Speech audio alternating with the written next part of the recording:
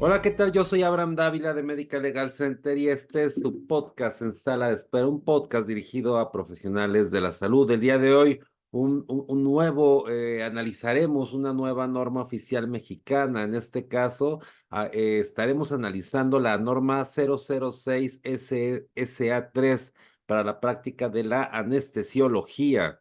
Y en este episodio número 1, iniciaremos por la parte de disposiciones generales. Se establece en esta norma que el ejercicio de la anestesiología se basará siempre en los principios científicos y éticos que orientan la práctica médica y en el de la libertad prescriptiva del médico anestesiólogo, atendiendo siempre a las circunstancias de modo, tiempo y lugar en beneficio del paciente. Esto es importante porque jamás encontraremos un caso igual a otro. Luego, entonces, de ahí la necesidad de que el médico, de acuerdo a su propia experiencia y libertad prescriptiva, decida el tipo de anestesia, circunstancias de gravedad, de edad, comorbilidades y en general cualquier otro parámetro que sea necesario para que el propio anestesiólogo elija lo mejor para ese paciente. Las disposiciones para la práctica de la anestesiología a que se refiere esta norma deberán ser cumplidas por el médico especialista en anestesiología. Los médicos en proceso de formación de la especialidad, esto es los médicos residentes, únicamente podrán atender pacientes acompañados y supervisados por un especialista de la materia, excepto cuando se encuentre en riesgo inminente la vida de un paciente. Esto es en caso de urgencia. Esto lo sabemos, sin embargo, no ocurre como con la frecuencia que quisiéramos. Esto es, eh, sabemos que un médico residente solamente puede actuar, y así lo establece la norma 01 de la práctica de las residencias médicas, que deberá de actuar siempre bajo, en la vigilancia y supervisión de un médico adscrito. Esto no siempre ocurre, pero sí es, así debería de ser. Y luego entonces el residente, claro que podría tener responsabilidad cuando lleva a cabo actos que en contra o que no le fueron indicados por el médico adscrito. Por el contrario, cuando estos actos que lleva el residente lo hace ejecuta un acto inadecuado bajo la supervisión y vigilancia, será responsabilidad del adscrito. El médico responsable de aplicar la anestesia tiene la libertad de elegir la técnica anestésica y los procedimientos que estime pertinentes para la mejor y más segura atención del paciente, considerando en su caso las preferencias de este último. Como lo hemos visto y lo acabamos de ver, la libertad prescriptiva del médico es fundamental, dado que será su propia experiencia y las circunstancias particulares del paciente las que lo harán tomar la mejor decisión para este. Por eso cuando alguien juzga el actuar de un otro anestesiólogo, juzga el actuar de otro anestesiólogo, pues hay que preguntarle si tenía el panorama completo de circunstancias de cada paciente. Pareciera que cuando juzgamos la actuación de otro médico anestesiólogo, estuviéramos en las mejores condiciones siempre, y al menos así lo suponemos, pero eso nunca es así, nunca preguntamos bajo qué circunstancias se tomó una decisión u otra. Y por el contrario, quien la ejecuta nunca documenta por qué tomó esa decisión. Si había más pacientes, si en ese momento se encontró con una urgencia, si había un solo anestesiólogo para 3 quirófanos, en general, lo que sería inadecuado. En los casos de cirugía programada, la valoración o consulta preanestésica se deberá realizar con suficiente anticipación a la fecha del procedimiento quirúrgico. En todos los casos, se requerirá que el médico responsable de aplicar la anestesia lleve a cabo una nueva valoración preanestésica antes de iniciar el procedimiento. Eso sería lo ideal. Ocurre en muchos casos, en la medicina privada mucho menos. Regularmente llegan a conocer al paciente en la propia cirugía. Nunca habla de un periodo, dice, suficiente anticipación. Esto es 1 hora, 2 horas o 20 días. No lo contempla la norma. Esto es de manera ideal. Sin embargo, no programa un tiempo específico. Sin embargo, por supuesto que con mayor anticipación, mucho mejor decisión que tomar una decisión cuando conozco a una persona porque quizá no tenga toda la información o el paciente no me la dé ni yo tenga oportunidad de corroborarlo.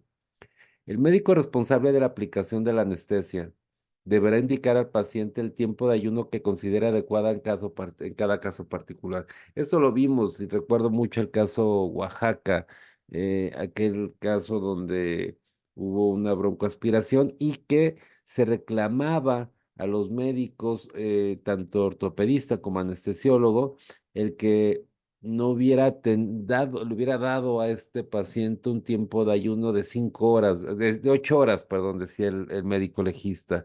Y entonces el planteamiento era, ¿por qué 8 horas? ¿Por qué no 9 o 7? ¿O por acaso si hubieran pasado 8 horas, hubiese garantizado que eso no hubiera ocurrido? Tampoco. Y cuando yo platicaba con médicos anestesiólogos, me decían, Abraham, es que no es lo mismo que fuera un, se hubiera comido antes un plato de birria que se hubiera comido una fruta. Y no es lo mismo un paciente adulto mayor, un adulto mayor que un adulto o que un niño.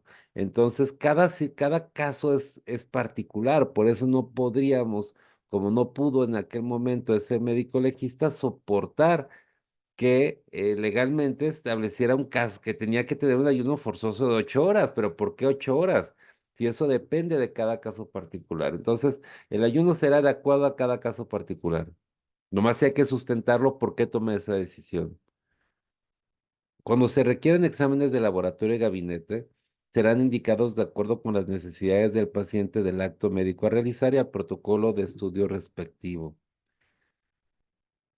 Sí, en el caso particular, tratándose de este tipo de estudios, eh, recuerdo mucho de aquel caso de una resonancia donde un neurólogo solicita una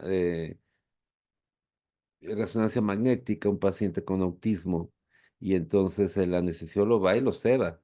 Sin embargo, porque evidentemente es imposible que un niño autista quede sin movimiento para, como lo requiere ese estudio, durante el tiempo también que lo requiere, y sin embargo al entrar no puede estar siendo monitoreado. Cuando uno le hace una resonancia magnética, le dan un botoncito para si siente ansiedad o algo, una emergencia, lo aprieta y suspenden y llegan. Pero ¿cómo decirle ese criterio a una persona que tiene eh, autismo? Es muy difícil. Luego entonces, en ese caso, los protocolos son indiscutiblemente diferentes. En la práctica de la anestesiología, el médico responsable del servicio en el turno correspondiente será quien supervise el cumplimiento de esta norma. Bueno, el objetivo, esta norma es obligatoria para todos los anestesiólogos, todos los médicos anestesiólogos. Luego, entonces, cada quien es responsable de la parte que le corresponde. Lo que no puedo alegar es que yo lo desconocía o que no sabía o que me imaginaba. Esta es la norma y el objetivo de este podcast es precisamente facilitar el análisis y comprensión de la misma. Porque yo no aceptaría que un médico anestesiólogo estuviera administrando anestesia sin haber leído esta norma que nos regula.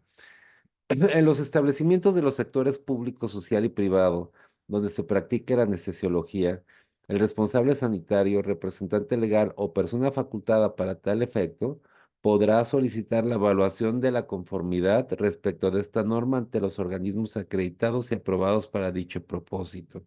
Particularmente, eh, esto se trata de la certificación que contempla que lleva a cabo el Consejo de Salubridad General y podrá ser solicitado ante este solamente la certificación del servicio de anestesiología. Incluso si todo el hospital no se quisiera certificar, sí podría certificarse solamente el servicio de anestesiología que se lleva a cabo los procedimientos de acuerdo a esta norma oficial mexicana.